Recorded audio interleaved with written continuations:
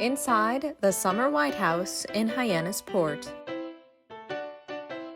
According to the book White House by the Sea by Katie Story, on October 9, 1957, in the fall, Jack and Jackie bought their own home in Hyannis Port for $45,948.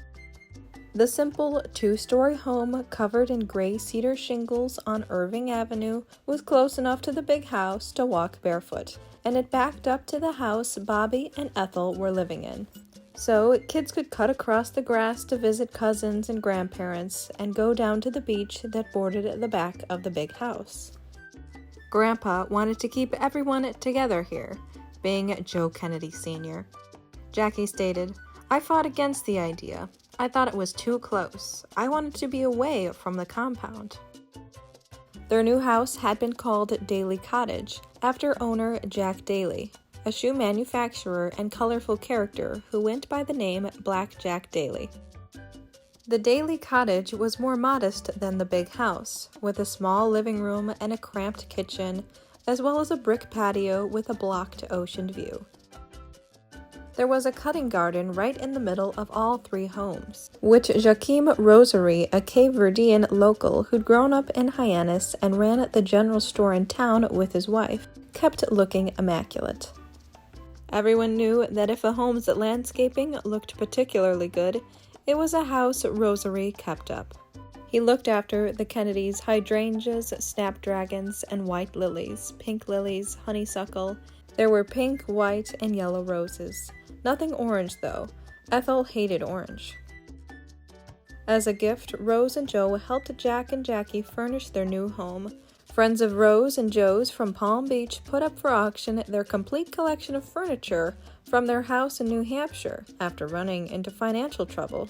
Joe and Rose purchased the complete contents of the Shea home, a 135-piece collection of 17th and 18th century American furniture, art, and braided rugs.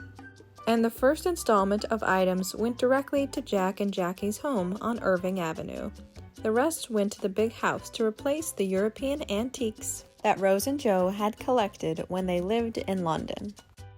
To decorate both homes with antiques, Rose hired Robert Leddington, an interior designer and antique buyer with a disposition as prim and formal as Rose's. The two were fast friends, tackling onto their business appointments, lunch dates, and walks around the grounds. They worked tirelessly on making sure both homes were picture perfect, as American as they could be, ready for Jack's close-up. The walls in Jack and Jackie's home were painted and wallpapered to complement the elegant pine pieces, the winding chairs, dining room furniture, and end tables. There were cozy chintz couches and bright yellow cushioned wicker chairs. Jack and Jackie often fell into a routine that resembled the one at the big house. Dinner at a certain time, board games in the living room, but there was a more relaxed feeling in their home. There was less touch football. Finally, Jackie gave it up after breaking her right ankle during one of the games. Instead, she kept a cheap little easel in the closet, along with inexpensive paints. She painted landscapes of the Cape, which she gave to the family as gifts. When they invited their friends over for cards, it never really mattered who won.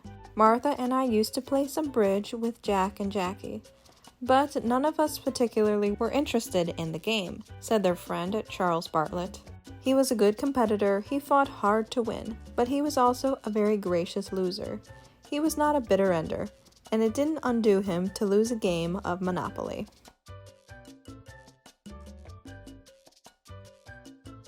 Not long after they bought the place on the Cape, Jackie had a successful pregnancy with the couple's first child, a little girl that they named Caroline.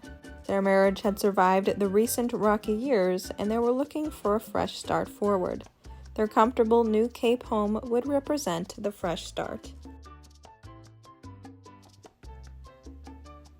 After the death of her husband on November 22nd in 1963, she would continue to summer in her Hyannis Port home from time to time.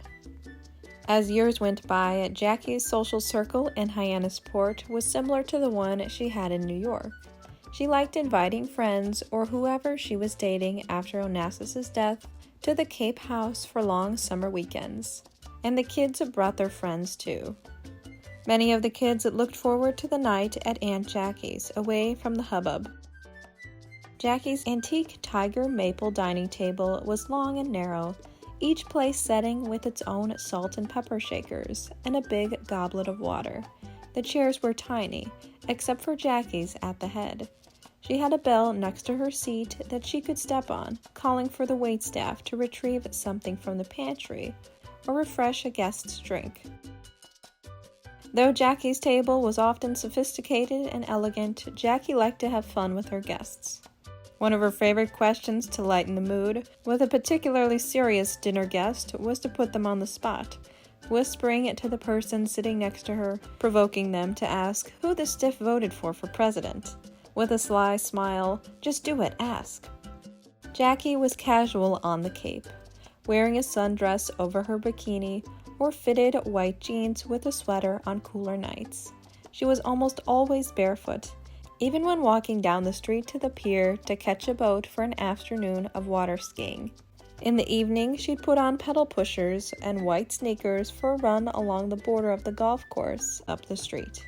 At the end of her jog, she sat on the same bench every time, smoking a cigarette and striking up a conversation with whichever caddy happened to be passing through. Jackie's house, like Rose's, was locked in time. It looked exactly as it had in the 1950s. The same furniture, the same artwork on the walls. Jack's room, next to Jackie's, sat untouched. His golf caps hanging in the closet. His books standing next to each other just the way they had in 1963. One lazy afternoon, while the kids were out, Jackie would sit on the deck, sunning herself as she worked through a pile of manuscripts. As she started working as an editor at Viking in 1975. She loved painting in the sunroom, bare feet, hair pulled back, lost in her own mind for hours. If the kids were away for an evening, she would have dinner served on a tray, painting until the sun drained in the room. Jackie's house was peaceful, quiet. It was where the other women in the family came for a moment of calm. Joan came over to play the piano, which was always out of tune because nobody else touched it. Rose came over to invite Jackie for walks. Sometimes her friend Bunny Mellon came over from Osterville, always with a bundle of bright sunflowers in her arm to give to Jackie as a gift. It was Mellon who had helped Jackie plan her cutting garden behind the house, telling her what to plant and where. Jackie loved the delicate lilies of the valley, which she had placed on her breakfast tray each morning, because she liked to wake up to their sweet scent. Jackie's favorite thing in that home was an oil painting she'd done for Jack in 1960. It hung at the end of the stairs, and it was of Hyannis Port Pier, all done up with congratulation signs and fireworks from when Jack had won the nomination for president. When Jackie moved from Hyannis Port to the house she had built on Martha's Vineyard in 1979, she left that painting, along with everything else. She walked out of the house on Irving Avenue, and she didn't take a thing with her. After Jackie passed away, her son John would end up staying in Hyannis Port for the remainder of the summer. He'd always used that house more than Caroline, who spent her summers with her husband in the Hamptons. Before Jackie passed, she talked to her decorator, Robert Luddington, about John taking over the house. Soon, the young man who the media couldn't get enough of was using the home more and more. And when John was on the vineyard, he invited his friends from New York or Boston to use the Hyannis Port place. He'd insist. "Just take it for the week," he'd say. "Pick a week." After John began dating a woman named Carolyn Bessette, a publisher for Calvin Klein who grew up in Greenwich, Connecticut, he found himself inviting her to the Cape. Carolyn stated, "I like coming to this house. I went down to Palm Beach with John, and the place was creepy. This house, though, has a nice vibe to it." After their secluded wedding on September 21st, 1996, they settled into married life in the city that fall and winter. On Friday afternoons, when the weather warmed, John tried to finish up at the Manhattan offices of George, the political magazine he founded, to get out to the Cape early. He wrapped up an edit or a last conversation in the art department offices where he liked to linger. Carolyn made her way uptown from the Tribeca loft with their black and white terrier, Friday, and fluffy black cat, Ruby, and drove 5 or so hours on Interstate 95, pulling into the driveway of 111 Irving Avenue to that old shingled house for Memorial Day weekend, marked the start of the summer. They hosted small dinner parties, the kind Jackie had always liked to have. The house was beginning to feel warm again, like a home. There was none of the chaos that the RFK house was known for next door, none of the formality and pomp and circumstance of the big house. There were dinners on the couch, oversized, overwashed sweaters, conversations that lingered into the night. And John liked to make his guests laugh, but instead of the sly comments his mother would make to whoever was sitting next to her, he disappeared upstairs while the guests were telling stories in the living room, and came downstairs dressed in an outrageous costume. It became a challenge for his guests. Who could wear the most shocking thing to dinner to create a conversation? His cousin Tim once showed up in an elaborate Barnum & Bailey ringmaster jumpsuit. Friends and family would often state that when they walked into the home, they found John and Carolyn standing barefoot, cooking dinner in the kitchen. Carolyn in her pajama pants and one of John's old shirts. Her long, bright blonde hair hung straight down her back. Her toenails were painted in alternating black and white polish. She would smile with her perfect teeth. She had big, round sapphire eyes and long, elegant fingers that fluttered through the air as she spoke. She was strikingly beautiful. June and July were for Hyannis Port. The couple journeyed there every weekend. The neighbors knew they were in town when they heard the Rolling Stones' "You Can't Always Get What You Want," coming from the old president's home. August was for the vineyard. Jackie's place there was bigger, a little more formal, with a garage turned into an apartment for guests. At the place on Irving Avenue, everyone piled into the small bedrooms upstairs. It was still comfortable, with its overstuffed couch in the living room, perfect for sitting around watching TV in bare feet. John and Carolyn almost always brought friends for the weekend, filling the house with people they knew from New York. They weren't the type to demand a private time or a romantic getaway. They liked to be around their friends.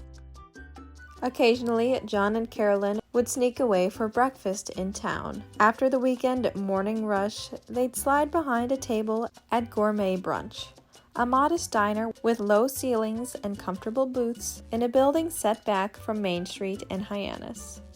John and Carolyn brought a stack of newspapers, drinking cup after cup of coffee as they waited for their omelets. There the couple began to plan their future, where they would live, if they would have kids. But their plans and dreams would come to a halt on July 16, 1999, after their plane crashed over the coast of Martha's Vineyard. The 9-bedroom, 7-bathroom home, sitting on over an acre of land, sold last in 2004 for $3 million. Today it will be remembered as the summer White House for one of the greatest presidents to ever live. Thank you so much for watching Cultured Elegance. Please subscribe, like, and share this video, and comment down below telling me what you thought of the home. See you in the next video.